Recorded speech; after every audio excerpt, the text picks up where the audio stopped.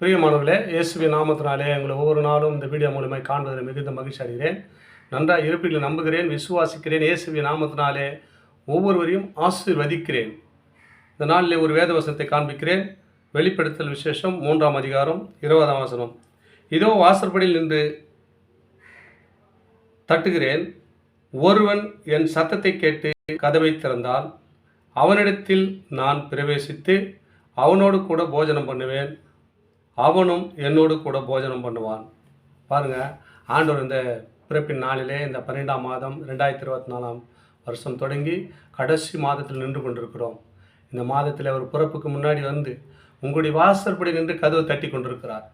இந்நாள் வரைக்கும் ரட்சிக்கப்படாது இருக்கலாம், ஆண்டவர் ஏற்றுக்கொள்ள முடியாது இருக்கலாம், சபைக்கு போயிருக்கலாம், சபையில் வார்த்தைகளை கேட்டிருக்கலாம், ரட்சிக்கப்படாதபடிக்கு அநேக தடைகள் இருந்திருக்கலாம்.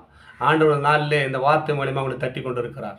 என் அன்பு சகோதரனே, சகோதரிகளே, அவர் வாசற்படியிலிருந்து என் கதவை தட்டுகிறேன். ஒருவன் என் சத்தத்தை கேட்டு, இந்த சத்தம் யாரெல்லாம் கேட்குறீங்களோ, இந்த வசனத்தை யாரெல்லாம் கேட்குறீங்களோ அவங்களாம் ரட்சிக்கப்படுவீர்கள், நிச்சயமாக ரட்சிக்கப்படுவீர்கள். ஆண்டவர் சொல்றார், என் சத்தத்தை கேட்டு ஒருவன் கதவை திறந்தால் நான் உள்ளே பிரவேசித்து அவனோடு கூட நான் போஜனம் பண்ணுவேன், அவனும் என்னோடு கூட போஜனம் பண்ணுவேன் என்று ஆண்டவர் சொல்றார். நீங்களும் அவருங்க ஐக்கியமாயிடுவீங்க. உங்களுக்கு பிரச்சனையே வராது, போராட்டம் வராது, உங்கள் வாழ்க்கையில் நன்மை தான் பெருக்க முடியும். ஆனால் இழப்பான காரியத்தை ஒன்றும் உங்கள் வாழ்க்கையில் பார்க்க முடியாது. அதுதான் ஆண்டவர் சொல்றார், நான் வாசற்படியிலிருந்து கதவை தட்டுகிறேன். உன்னுடைய இருதயத்தை கதவை ஆண்டவர் தட்டுகிறார்.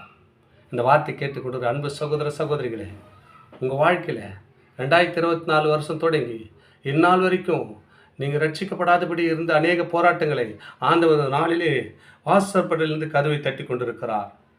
ஒருவன் என் சத்தத்தை கேட்டு, யாரெல்லாம் இந்த சத்தத்தை கேட்குறீங்களோ, சத்தத்தை கேட்டு கதவை திறந்தால் உன் இருதயத்துக்குள்ளே இயேசு வந்துடுவார். உங்கள் வாழ்க்கையில் சமாதானம், உங்கள் வாழ்க்கையில் சந்தோஷம், உங்கள் வாழ்க்கையில் ஒரு ஆசீர்வாதம் பெருகும். உன் போஜனம் பண்ணுவீர்கள், ஆசீர்வாதமாக இருப்பீர்கள்.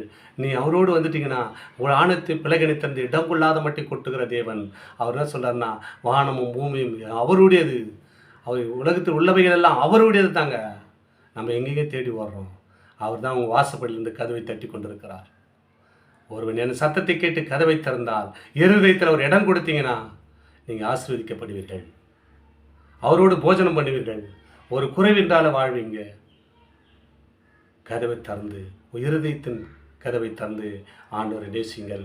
கர்த்தர் உங்களை ஆசீர்வதிப்பாராக. ஆமென், ஆமென். God bless you.